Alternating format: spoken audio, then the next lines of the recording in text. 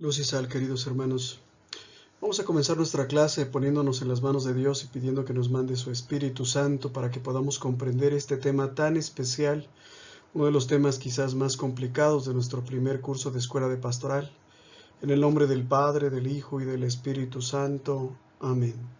Y sí, como lo están viendo, el día de hoy vamos a hablar del misterio de los misterios, del misterio de la Santísima Trinidad, del misterio más importante de nuestra fe, de lo que distingue a la fe cristiana de la fe judía o la fe islámica. Nosotros creemos en un solo Dios, en tres personas distintas. ¿Cómo puede ser esto? Ya lo veremos más adelante. Entonces, nuestra lección se titula La Santísima Trinidad. Como subtítulo, Cristo es el primer hombre insertado en el seno de la Trinidad. Cristo es hombre, pero al mismo tiempo es Dios. Cristo es la segunda persona de la Santísima Trinidad.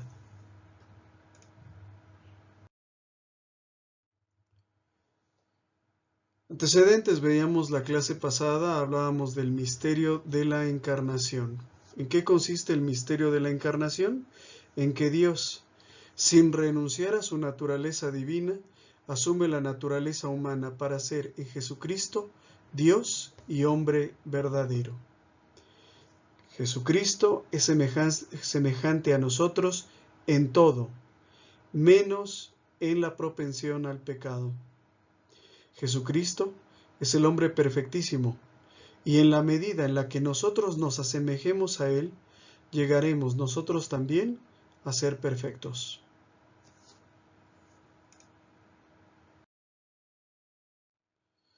Bueno, pues ahora vamos a intentar considerar a la persona de Cristo en cuanto a Dios.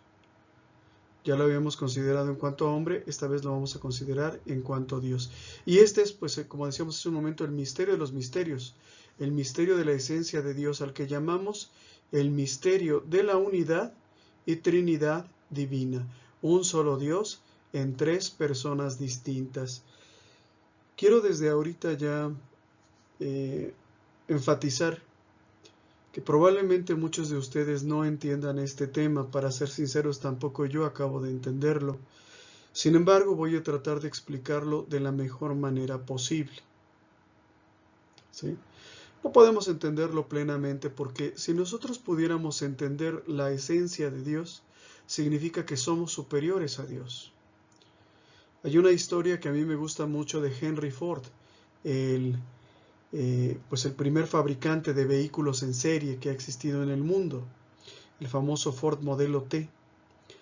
Se dice que en alguna ocasión, yendo por la calle, Henry Ford, manejando su Ford Modelo T, vio a otro Ford Modelo T estacionado, aparcado a un lado de la calle, descompuesto. Henry Ford se detiene, se baja de su vehículo, va con la persona que estaba tratando de reparar su vehículo y comienza a darle algunas ideas, ¿verdad?, respecto a lo que podría hacer para que ese vehículo volviera a moverse. Y la persona extrañada le dice, bueno, pero ¿tú cómo sabes tanto de este vehículo, no? Y le dice a Henry Ford, es que yo lo diseñé. O sea, de cada pieza que está ahí, yo sé sus medidas, yo sé de qué material está hecho, yo conozco absolutamente todo respecto a este coche, porque yo lo hice. Entonces, para poder entender nosotros el misterio de la Santísima Trinidad plenamente, pues tendríamos que ser superiores a Dios, lo cual no es posible, y por lo tanto, pues vamos a contentarnos con tratar de entender el misterio de la Trinidad a partir de los elementos que ha utilizado la filosofía, ¿sí?, a partir de los conceptos utilizados por la filosofía. Vamos a entender el misterio de la Trinidad al modo humano, tanto como puede un ser humano. Primero tenemos que hacer una serie de precisiones en el lenguaje. En lógica, Si A es igual a B, entonces B es igual a A. Por ejemplo, en lógica, si yo digo Juan es hermano de Pedro, y eso es verdad, bueno, pues entonces también es verdad que Pedro es hermano de Juan, ¿sí? No necesariamente sucede así cuando hablamos de Dios y de Cristo. Hablando de Dios y de Cristo, siempre será correcto decir que Cristo es Dios, pero no siempre será correcto decir que Dios es Cristo. ¿Por qué? Porque Cristo es Dios que se encarna en una determinada época de la historia, ¿sí? Entonces, si yo digo que Cristo es Dios, eso siempre va a ser verdad, ¿sí?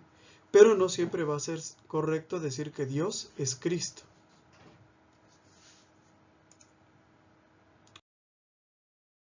Y bueno, hay una serie de conceptos muy útiles para comprender el misterio de la Santísima Trinidad. Por ejemplo, el concepto de naturaleza, que es muy parecido al concepto de esencia. ¿Qué es la esencia?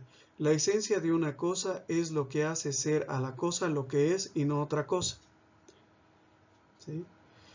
¿Qué es la naturaleza? La naturaleza es algo muy parecido. La naturaleza es el conjunto de propiedades que tiene un ser de manera innata, con las que nace, que le son propias, es decir, que no adquirió posteriormente al momento de llegar a ser. Por ejemplo, los jitomates. Los Estados Unidos los llaman tomates, aquí en México los llamamos jitomates. Bueno, los tomates. Los tomates son rojos, redondos, jugosos, sabor agridulce, con un determinado olor, ¿verdad? Con una determinada consistencia, ¿sí? Los tomates no existen en la naturaleza hechos puré, totalmente licuados, y menos en latas. O sea, no hay árboles de latas de tomates, ¿sí? Entonces, las propiedades que tiene un ser o un ente de manera innata, con las cuales nace, esas son su naturaleza, ¿sí?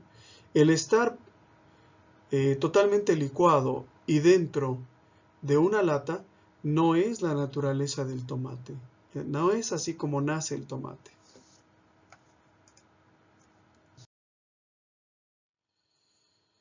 ¿Por qué es importante esto? Porque en Dios, todas las propiedades que Dios tiene, ¿sí?, subsisten desde la eternidad. No las consiguió a partir de un cierto punto. Por ejemplo, la omnipotencia, la omnisciencia, no fue algo que Dios conquistó o que se ganó en un cierto punto y que antes no tenía o tenía menos. Las propiedades de Dios subsisten desde la eternidad. En el hombre es diferente, ¿verdad? En el hombre, la naturaleza son propiedades obtenidas con el principio mismo del ser. Por ejemplo, la vida, ¿verdad? Por ejemplo, pues los rasgos físicos, el color de ojos, ¿sí?, las capacidades intelectuales. El hombre puede también adquirir otras propiedades por influencia del medio. Por ejemplo, algunos de nosotros no somos tan blancos ahora como cuando nacimos. Evidentemente el sol ha hecho su trabajo, han aparecido manchas en la piel, nuestro color de piel se ha vuelto hasta cierto punto oscuro, ¿verdad? Por lo menos en algunas partes del cuerpo que están más en contacto con el sol. Entre las criaturas puede haber tantas naturalezas como individuos. ¿Por qué? Porque cada individuo es enteramente diferente a los otros. Unos, ¿verdad?, pues tienen ciertos rasgos físicos, otros tienen unas capacidades diferentes, ¿no? Unos tienen mejor visión, otros no tan buena, otros son ciegos, unos son más altos, otros menos altos. Unos tienen mayor inteligencia, unos tienen un temperamento más reflexivo, pacífico, otros pues son más, digamos, iracundos, ¿no? Un temperamento más fuerte. Pero en Dios hay una sola naturaleza, una sola esencia. ¿Cuál es? La naturaleza divina. Ser omnipotente, ser omnisciente, ser eterno, etcétera, etcétera. No hay muchas naturalezas en Dios, solo una. Siempre que hablo de esto me acuerdo mucho del ejemplo de la industria de revestimientos cerámicos. Si ustedes toman una piedra de mármol, ¿sí? Toman la roca, la cortan en placas de un mismo tamaño y la pulen, ¿sí? Todas las placas extraídas de la misma piedra van a tener una naturaleza parecida. Cuando se acaben las placas que fueron tomadas de esa piedra, ustedes pueden regresar a la misma cantera, es decir, al lugar donde están las piedras de mármol, tomar otra que va a ser muy parecida a la primera, pero no va a ser exactamente igual. ¿Por qué? Porque a lo mejor cuando se formó esa cantera hace millones de años, se formó con una explosión volcánica. Y la segunda piedra que tomaste, ¿sí?, estuvo expuesta al aire un segundo más que la primera que tomaste. A lo mejor estaba lloviendo y unas gotitas de agua hicieron la diferencia. Entonces fíjate bien, nunca vas a tener, por ejemplo, en un piso de mármol, dos piezas exactamente iguales, ¿sí? Por supuesto pueden ser tan parecidas que el ojo humano las confunda, pero no van a ser exactamente iguales. Lo mismo es entre los individuos, hay tantas naturalezas como individuos. Sí, bueno, los dos son inteligentes, los dos tienen capacidad de comunicación, de hablar, sí, eso es verdad, pero nunca vas a encontrar a dos iguales. En el caso de Dios, solo hay una naturaleza, que es la naturaleza divina. También es muy importante traer aquí o recordar más bien el concepto de persona. ¿Qué es una persona? Una persona es un ser que tiene la capacidad de relacionarse espiritualmente. ¿Por qué nos podemos relacionar espiritualmente las personas? Porque tenemos dos elementos o dos características que son la inteligencia y la voluntad. Entendemos y queremos, deseamos ciertas cosas. No sucede así con los animales, ¿verdad? Los animales, bueno, pues cuando actúan por instinto. Y el conocimiento que ellos tienen de las cosas, pues es puramente inmediato.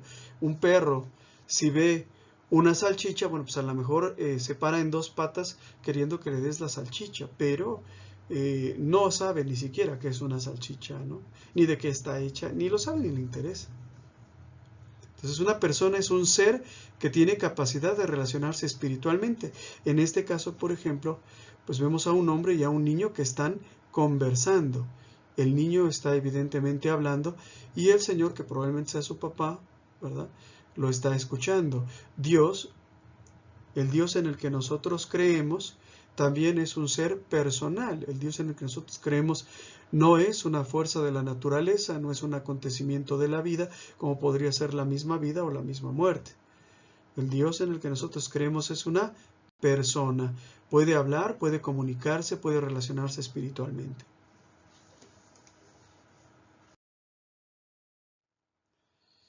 Las cosas, los objetos, carecen de capacidad de relacionarse espiritualmente. Los animales tienen una capacidad de relación puramente material y sumamente elemental. Se relacionan, por ejemplo, para la reproducción, para comer, etc.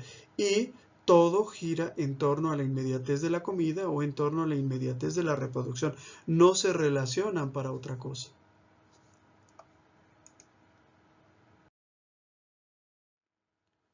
También es importante entender el concepto de perfección. ¿Qué es la perfección o qué es una perfección? Es cada una de las propiedades que conforman la naturaleza del ser. Por ejemplo, si vemos en la ilustración que aparece en pantalla, en el lado izquierdo, en la parte más baja de la escalera, tenemos una piedra, un material inerte. La perfección de la piedra, ¿cuál es? Existir. Con existir, la piedra ha hecho lo mejor que podía. Yendo más arriba, tenemos a un vegetal. El vegetal, al igual que la piedra, existe, pero tiene una perfección que la piedra no tiene, que es vivir. El vegetal es un ser vivo. Yendo más arriba, tenemos a los animales. El animal, al igual que el vegetal existe, al igual que el vegetal y la piedra existe, al igual que el vegetal, el animal también tiene vida, pero tiene otra cosa por encima del vegetal. Tiene instintos. ¿Sí? Yéndonos más arriba, el ser humano, el hombre, al igual que el animal, tiene instintos, al igual que el vegetal y el animal tiene vida, al igual que la piedra existe, al igual que la piedra, el vegetal y el animal, el ser humano existe, pero tiene dos perfecciones que le colocan por encima del animal, que es la inteligencia y la voluntad. ¿Sí? El Dios que nos creó, ¿verdad?, posee todas estas cualidades, pero en grado superlativo, es decir, Dios existe desde siempre, Dios vive eternamente, Dios es omnisciente, todo lo sabe, Dios es omnipotente, todo lo puede. Sería un contrasentido, veíamos en las primeras clases, ¿verdad?, que habiendo hecho al hombre, habiendo creado al hombre, Dios fuera menos inteligente que el hombre, o que tuviera pues menos voluntad que el hombre, ¿no? Sería un contrasentido. Dios tiene todas las perfecciones en grado superlativo, incluyendo la del existir, la del vivir, la de la inteligencia y la de la voluntad. También es importante tomar en cuenta el concepto de origen, procedencia o procesión. El origen es el acto por el cual un ser procede o se origina de otro ser de manera real. Por ejemplo, ¿verdad?, pues el bebé tuvo su origen en su madre. No apareció de la nada, ¿sí? No cayó del cielo, sino que fue originado por otro ser, procede de otro ser.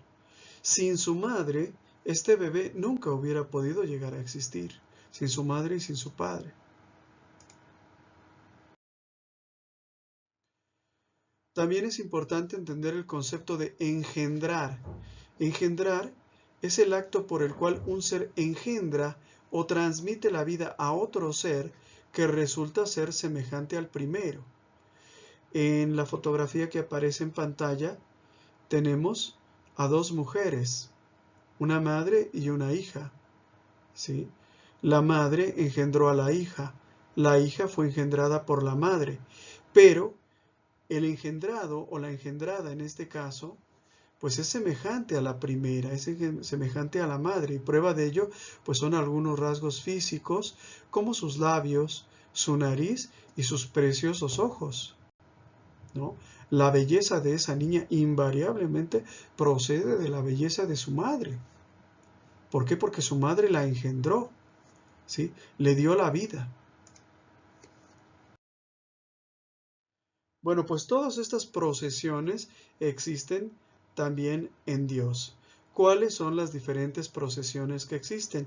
Las procesiones inmanentes, ¿sí?, que son las que permanecen en aquel de quien proceden, por ejemplo, los pensamientos, y las transeúntes, es decir, las que tienen existencia fuera de aquel de quien proceden, como por ejemplo las palabras, ¿verdad? Las palabras existen fuera de nosotros, no dentro de nosotros, pero proceden de nosotros, ¿sí? Se originaron en nosotros. En el momento en el que yo hago funcionar mi aparato fonador y digo, estas palabras que estoy diciendo salen de mí y se vuelven una procesión transeúnte. Entonces, en resumen, tenemos dos tipos de procesiones. Las inmanentes, por ejemplo, cuando pensamos, pues nuestros pensamientos existen mientras permanecen en nosotros.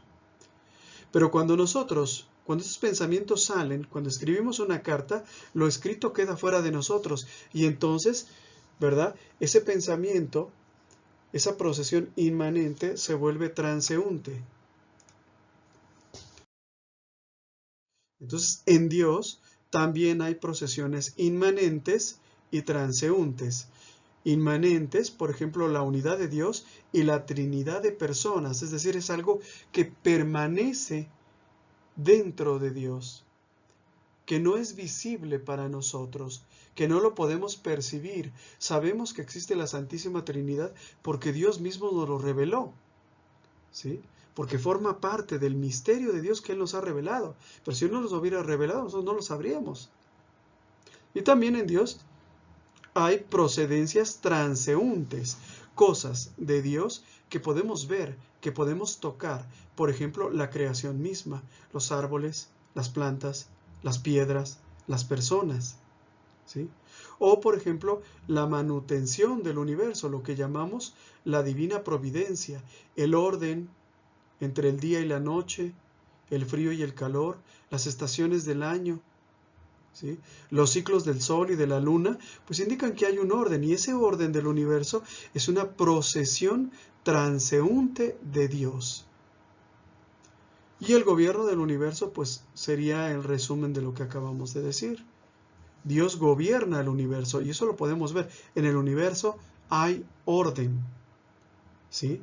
No existe, por ejemplo, que haya un día que dure 6 horas, otro que dure 12, otro que dure 46, otro que dure 2. O sea, no hay un orden en el universo. Las estaciones del año son una señal de que hay un orden en el universo. Entonces, en todas las procedencias tenemos dos términos. Uno es el que da origen y otro es el originado.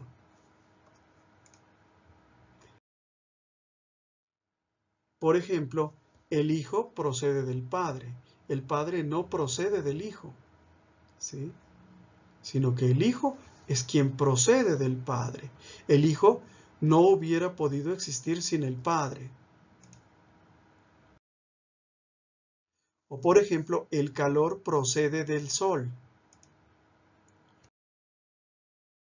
Un arroyo procede de un río. Los arroyos son brazos de los ríos. Pequeños ríos, si lo quieren ver así. Entonces, esto nos lleva a otro concepto que es el concepto de relación. ¿Qué es la relación? Es el accidente por medio del cual se establece un orden o referencia entre los términos de una procedencia, de manera que la relación hace que se distingan uno de otro, ¿sí? Toda procesión tiene dos polos. A esa distinción que podemos hacer entre los dos se le llama relación. Por ejemplo, el sol es el que da origen. El calor es el originado. Aquí tenemos una relación de origen entre el sol y el calor. El sol es el que origina, el calor es el originado. O por ejemplo, entre un padre y un hijo. El padre es el que engendra, el hijo es el engendrado. Aquí tenemos una relación de generación entre el padre y el hijo. El padre engendra, el hijo es el engendrado. Dicho lo anterior, ya contamos con los elementos, con los instrumentos para comenzar a abordar el tema de la Santísima Trinidad. Como les decía al principio, se los vuelvo a repetir, pues lo vamos a tratar de entender al modo humano, pero debemos de enfatizar siempre que la Trinidad es un misterio. Es el misterio de la esencia de Dios. ¿En qué consiste este misterio? En que contrariamente a lo que sucede entre los hombres, en Dios hay tres personas perfectamente distintas en la unidad de una sola naturaleza, por lo que las tres divinas personas son enteramente iguales, al mismo tiempo que la distinción de cada una es perfecta. Un solo Dios en tres personas distintas, una sola naturaleza, tres personas distintas.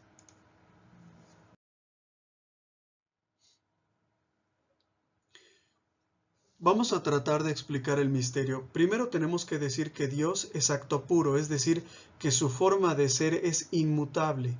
sin variación eternamente, pues tiene en acto toda potencia, toda posibilidad. Yo puedo mover esa silla, pero entre que piense moverla y lo haga, hay una cierta distancia, ¿sí? Tengo que levantarme de donde estoy, aproximarme a la silla, empujarla con la fuerza suficiente como para moverla de su lugar. Podría ser que incluso la silla fuera de cemento o que estuviese soldada al piso y yo no la pudiera mover. Dios tiene en acto toda potencia, ¿sí? Es decir, puede hacer algo con solo pensarlo, con solo quererlo. Entonces vamos por partes, vamos a explicar cada uno de los polos de esta relación, de este misterio que llamamos la Santísima Trinidad. El principio de todo es el Padre. El Padre tiene dos procesiones inmanentes, es decir, que permanecen dentro de Él. Una es el entender y otra es el amar. Vamos a hablar primero del entender. El Padre se conoce. Se representa en la mente una imagen de sí mismo, una imagen perfectísima. Esta imagen que Dios se representa de sí mismo es tan perfecta que tiene todas sus perfecciones, incluso la de existir desde la eternidad, y tiene todas sus propiedades, es decir, su misma naturaleza, es omnisciente, es omnipotente. Esa imagen que Dios se representa a sí mismo, tiene inteligencia y voluntad, y es por lo tanto capaz de relacionarse espiritualmente. Es igual a Él, es una persona, pero no la misma persona, sino una persona distinta por cuanto no es el mismo el que piensa que el pensado. ¿Sí? Piensa en una persona, por ejemplo, en tu hijo el menor o tu hija la menor. ¿Sí? Imagínate su cara, imagínate su sonrisa. ¿Sí? Bueno, esa imagen que tú te representaste, dentro de tu cabeza, en tu mente, no tiene vida. Pero si Dios hubiera pensado en sí mismo, es decir, si hubiera hecho una imagen mental de sí mismo, esa imagen sería tan perfecta que tendría vida. ¿Sí? Eso es lo que estamos tratando de decir.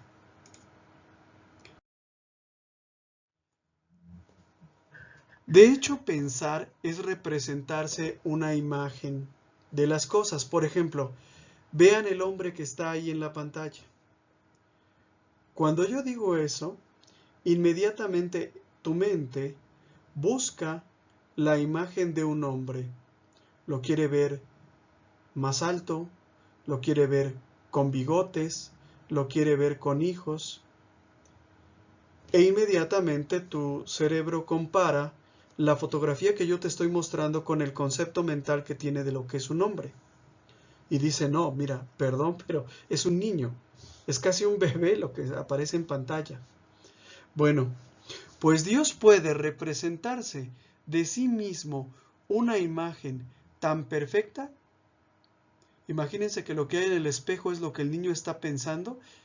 La imagen que Dios se representa de sí mismo es tan perfecta que tiene vida, que existe eternamente, que tiene todas las propiedades de Dios. Es omnisciente, es omnipotente, es santo.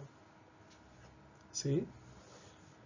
En el caso de la fotografía que aparece en pantalla, ningún espejo es perfecto, ¿verdad?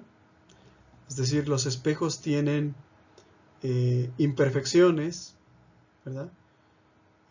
Que hacen que no sea perfecta la imagen, pero en Dios la imagen que Él se representa de sí mismo es tan perfecta que tiene vida, que existe desde la eternidad y que tiene las mismas propiedades de Dios.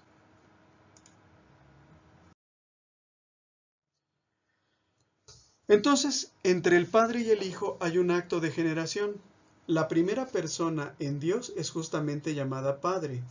Y la segunda persona es llamada justamente hijo, pues existe realmente un acto de generación por el cual la primera persona, o sea, el padre, engendra o transmite la vida a la segunda persona por vía del entendimiento.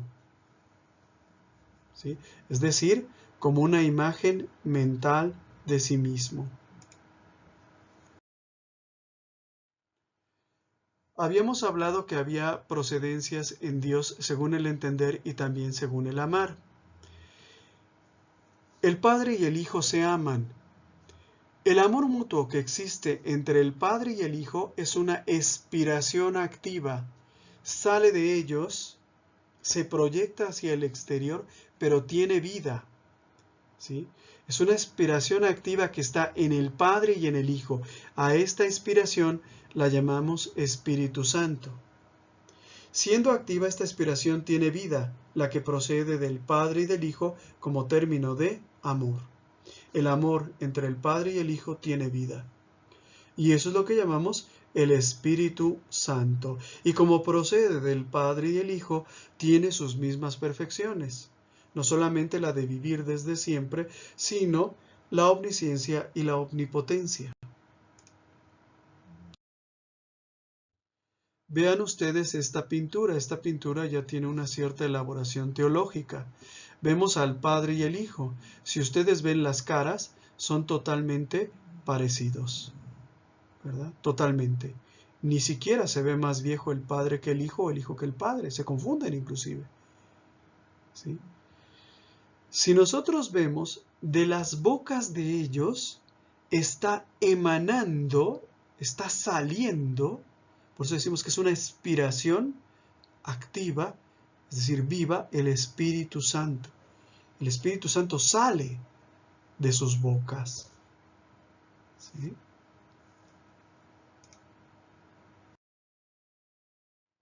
Entonces, ¿qué es lo que tenemos o en qué consiste el misterio de la Santísima Trinidad? Un solo Dios en tres personas distintas. Tres personas que son iguales y distintas al mismo tiempo. Son tres personas distintas, ¿por qué? Porque uno es el que engendra, o sea, el Padre, y otro es el engendrado, o sea, el Hijo, y un tercero es el amor que de ambos procede, o sea, el Espíritu Santo. Estamos hablando de tres personas perfectamente distintas, pero son iguales.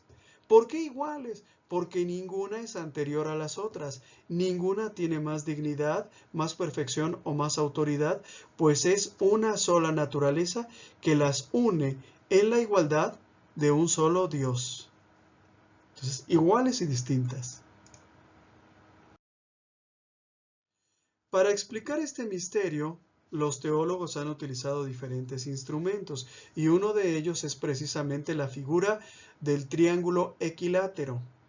¿Sí? Los triángulos equiláteros tienen tres lados y tres ángulos. Tienen un ángulo A mayúscula, un B mayúscula y un C mayúscula. Estos ángulos son iguales. ¿Sí? Todos miden 60 grados. ¿Qué pasaría si uno de estos ángulos, por ejemplo el C, midiera 61? ¿Verdad? No 60, sino 61, que ya no sería un triángulo equilátero. ¿Sí? Lo mismo en Dios.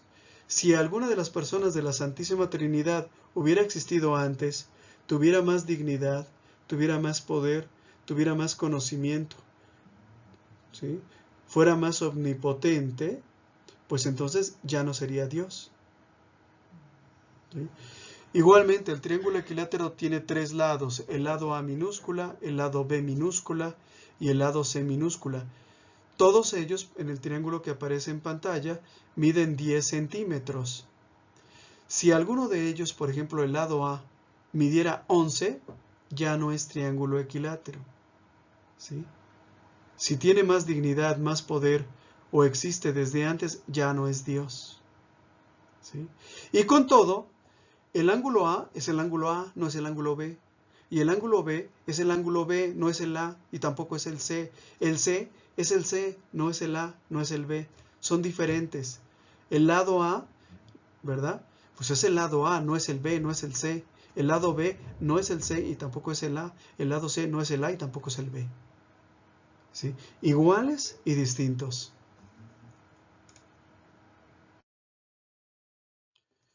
Ahora bien, vean ustedes la ilustración que aparece en pantalla. Esta es la explicación del misterio de la Santísima Trinidad. El Padre no es el Hijo no es el Espíritu Santo no es el Padre tampoco es el Espíritu Santo, pero el Padre es Dios, el Hijo es Dios y el Espíritu Santo es Dios. Un solo Dios en tres personas distintas.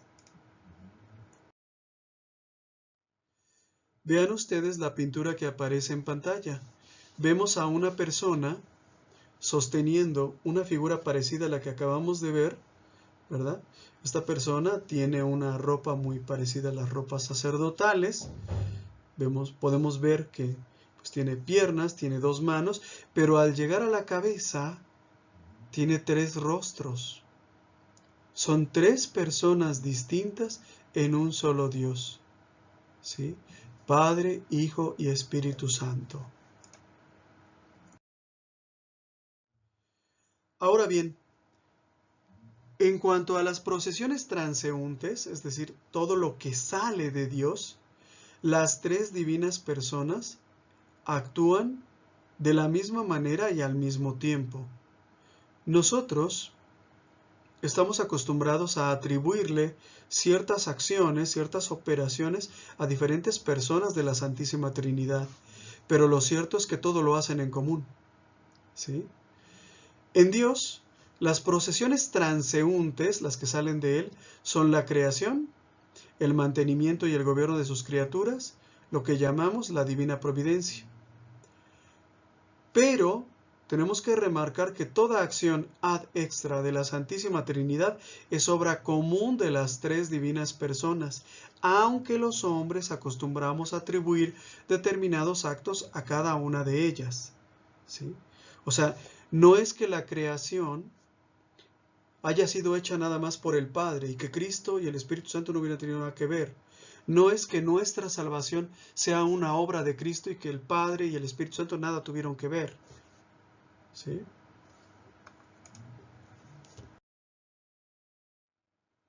Entonces, hay que aprender a distinguir todo esto. Quizás choca con lo que hemos aprendido. Estamos acostumbrados, por ejemplo, a representar al Padre como un anciano de muchos años. La verdad es que el Padre, el Hijo y el Espíritu Santo son iguales. Al Padre le atribuimos la creación, la providencia de sus criaturas, el poder, la fuerza, la decisión de salvar a la humanidad caída en pecado, el premio o el castigo y el destino final del hombre. Se lo atribuimos, pero el Padre para realizarlo necesitó de Cristo y del Espíritu Santo. Al Hijo, al Verbo de Dios, imagen y expresión del Padre, le atribuimos la palabra sagrada, la obra de la redención, nuestra redención, la fundación de la Iglesia, el juicio final y ser cabeza de la humanidad en su peregrinar de regreso al Padre, nuestro último fin, todo lo cual constituye la obra mesiánica del Cristo, del ungido de Dios. Al Espíritu Santo le atribuimos la obra de la santificación, el amor, la luz, la sabiduría, la acción de la gracia, los llamados dones del Espíritu Santo y los carismas. ¿Cuáles son los dones del Espíritu Santo? Sabiduría, entendimiento, consejo, fortaleza, ciencia, piedad y temor de Dios. ¿Cuáles son los carismas del Espíritu Santo? Bueno, pues algunos, el Espíritu Santo les ha dado el don de enseñanza, el don de la palabra, ¿verdad? Algunos son predicadores, otros son sacerdotes, otros son obispos, otros son religiosas, otros somos laicos. Cada uno tiene su carisma según el Espíritu Santo se lo haya dado.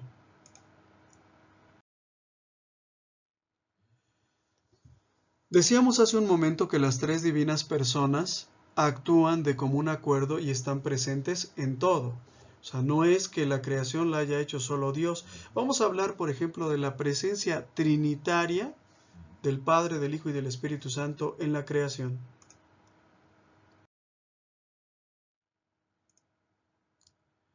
En Génesis capítulo 1 leemos que en el principio creó Dios los cielos y la tierra.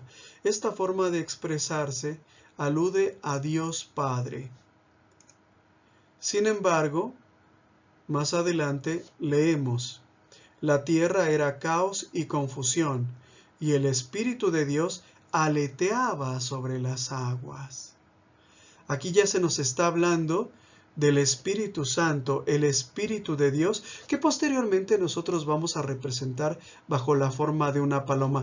Aclaro, el Espíritu Santo no es una paloma, así lo representamos con base precisamente en estas citas bíblicas, ¿no? El Espíritu de Dios aleteaba, como las aves, sobre las aguas.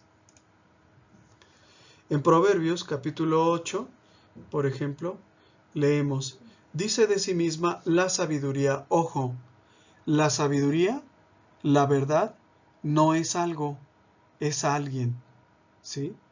Dice de sí misma la sabiduría, desde la eternidad fui fundada, desde el principio, antes que la tierra, cuando no existían los abismos, fui engendrada.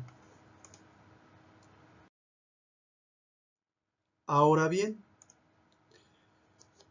San Pablo nos dice que la sabiduría de Dios es Cristo. En la primera carta a los Corintios, San Pablo dice, nosotros predicamos a un Cristo crucificado, escándalo para los judíos, necedad, tontería para los gentiles, mas para los llamados lo mismo judíos que griegos, un Cristo, fuerza de Dios y sabiduría de Dios.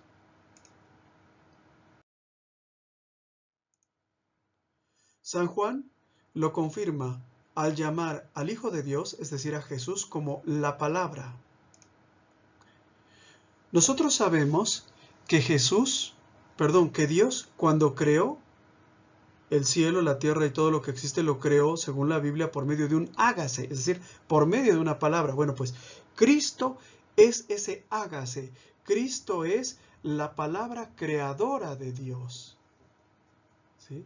Cristo es la palabra de Dios hecha carne. El apóstol San Juan lo dice de la siguiente manera, en el principio existía la palabra y la palabra estaba con Dios y la palabra, o sea, Cristo, era Dios.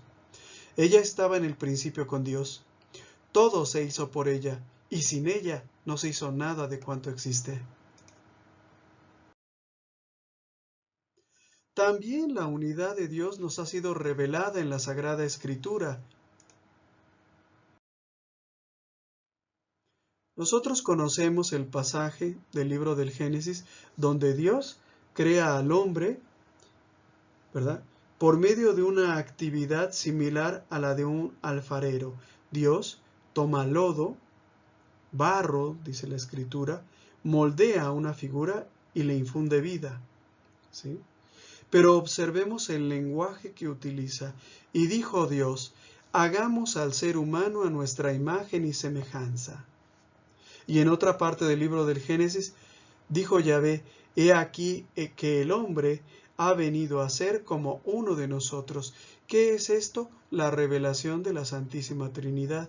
Dios habla en plural. Entonces, la pregunta es, cuando Dios dice, hagamos al ser humano nuestra imagen y semejanza, ¿a quién le dice hagamos? Pues al Hijo y al Espíritu Santo. Y también tenemos en la Sagrada Escritura testimonios de la divinidad de Cristo. Por ejemplo, el primer testimonio de la divinidad de Cristo es precisamente la Anunciación. Cuando el ángel se aparece a la Santísima Virgen María, le dice, vas a concebir en el seno y vas a dar a luz a un hijo, a quien pondrás por nombre Jesús. Él será grande y será llamado Hijo del Altísimo. Es decir, el ángel es el primero que lo llama Hijo del Altísimo. Posteriormente en Lucas capítulo 3 leemos el pasaje del bautismo de Jesús. Todo el pueblo se hacía bautizar, y también fue bautizado Jesús. Y mientras estaba orando, se abrió el cielo, y el Espíritu Santo descendió sobre él en forma corporal, como una paloma. Se oyó entonces una voz del cielo: Tú eres mi Hijo muy querido, en quien tengo puesta toda mi predilección. Entonces, de aquí sacamos esa idea de representar al Espíritu Santo como una paloma. En este pasaje del bautismo de Jesús, el Espíritu Santo proclama que Jesús es el Hijo de Dios. En el Salmo capítulo 2, versículos del 7 al 8, leemos una proclamación similar. Voy a proclamar el decreto del Señor. Él me ha dicho: Tú eres mi Hijo, yo te he engendrado hoy. Pídeme y te daré las naciones como herencia, y como propiedad los confines de la tierra.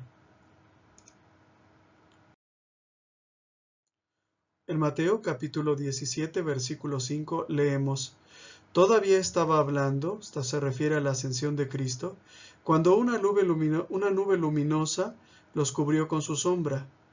Perdón, no está hablando de la ascensión de Cristo, está hablando de la transfiguración.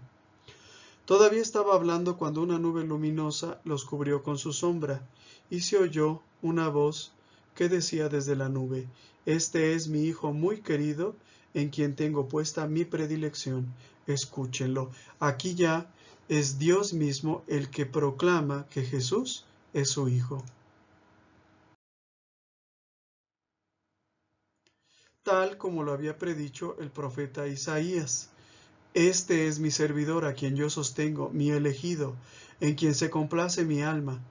Yo he puesto mi espíritu sobre él para que lleve el derecho a las naciones.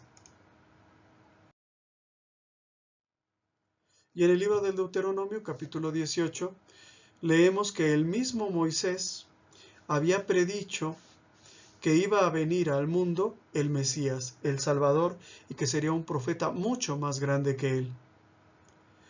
Por eso suscitaré entre sus hermanos un profeta semejante a ti.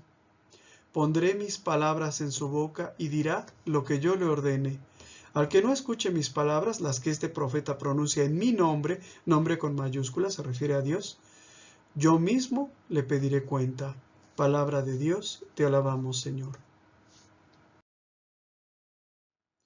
En Juan capítulo 12 vemos el cumplimiento de estas profecías. Mi alma está ahora turbada, dice Jesús. ¿Y qué diré al Padre? Padre, líbrame de esta hora. Si para eso he llegado a esta hora, Padre, glorifica tu nombre. Entonces se oyó una voz del cielo: Ya lo he glorificado y lo volveré a glorificar. La multitud que estaba presente oyó estas palabras. Pensaba que era un trueno. Otros decían: Le ha hablado un ángel. Jesús respondió: Esta voz no se oyó por mí, sino por ustedes. Dios está glorificando a Cristo como su Hijo.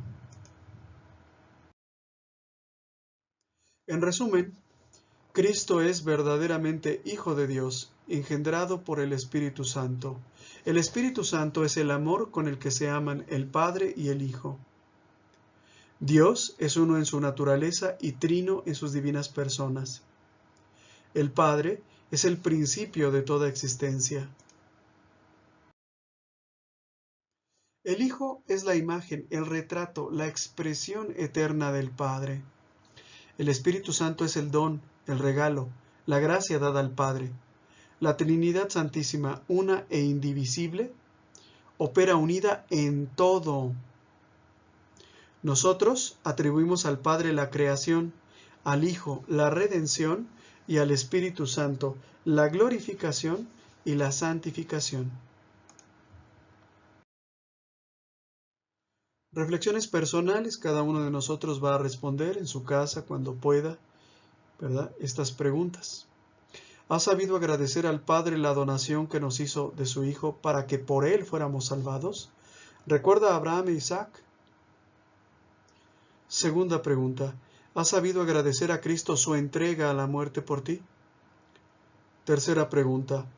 ¿Has sabido agradecer al Espíritu Santo su gracia y sostén? Resolución. Nos ponemos todos de pie y decimos juntos: en adelante viviré consciente de las maravillas de la creación, la redención y la santificación que Dios ha hecho por mí. Así sea. Y bueno, no me quiero despedir antes de terminar esta clase mostrándoles una serie de cuadros, de pinturas sobre la Santísima Trinidad. En esta pintura vemos que hay tres personas vestidas a la usanza de las épocas de Cristo con túnicas. Los colores son diferentes, pero los rostros, el cabello, ¿verdad?, los rasgos faciales son enteramente los mismos. También vemos cambio en sus manos. Una mano, posiblemente la del Hijo, señala hacia abajo. Otra señala hacia arriba, ¿verdad? Y otra, pues está más o menos como que término medio. Esta es la forma como típicamente representamos a la Santísima Trinidad, al Padre como un anciano de muchos años, sosteniendo entre sus manos el cetro, ¿verdad? Y bueno, el mundo en sus manos. A Jesús sosteniendo la cruz, por medio de la cual nos redimió de nuestros pecados, sosteniendo también la palabra de Dios, y al Espíritu Santo, del cual emana luz. Esta otra, bueno, es muy parecida a la primera que vimos, ¿verdad? De hecho, la primera que vimos pues está basada en esta otra. Esa es otra representación de la Santísima Trinidad. Tres reyes, ¿verdad? El rostro es el mismo, cambia la vestimenta, pero el rostro es el mismo, la cara, los ojos, la corona es exactamente igual, la aureola, ¿verdad?, que es señal de poder, de santidad, es exactamente la misma. Esta es una pintura en un convento, esta ya la habíamos visto antes, es la Santísima Trinidad, una sola persona, perdón, son tres personas en un solo Dios. Si ustedes se fijan, el tronco, las manos, son de una sola persona, es decir, aquí lo que se quiso representar es un solo Dios en tres personas. Al llegar a la cara, pues vemos que es la misma cara, pero como triplicada. Casi parecería, diríamos ahorita, un error de edición, pero no. O sea, lo que quiere aquí explicar es el misterio de la Santísima Trinidad. Incluso el pintor acompañó esta pintura de una explicación, ¿no? Es un triángulo equilátero. En cada uno de los ángulos tenemos Padre, Hijo y Espíritu Santo, y una explicación parecida a lo que yo les daba, ¿no? El Padre no es el Hijo no es el Espíritu Santo no es el Padre. Sin embargo, el Padre es Dios, el Hijo es Dios y el Espíritu Santo es Dios. Esta es otra representación parecida, ¿verdad? Aquí tenemos a tres reyes con las mismas ropas, ¿verdad? Son prácticamente, pues no son las mismas ropas, de hecho. Solamente uno de ellos tiene un cetro, probablemente sea el Padre. Las coronas son las mismas, los rostros son los mismos, la barba, el cabello es el mismo. Esta es otra representación también muy antigua de la Santísima Trinidad. Vemos a un solo Dios en tres personas distintas. Vemos la cara, ¿no?, cómo está dividida en tres partes. Igualmente, un solo Dios en tres personas distintas. Esta es otra representación ya un poco más estilizada. Vemos a las tres divinas personas vestidas igual, con la misma cara, la misma barba, pero uno de ellos es el que tiene el cetro, ¿sí? Y en las ropas están distinguidas cada una de las divinas personas. En una hay un cordero, es el Hijo.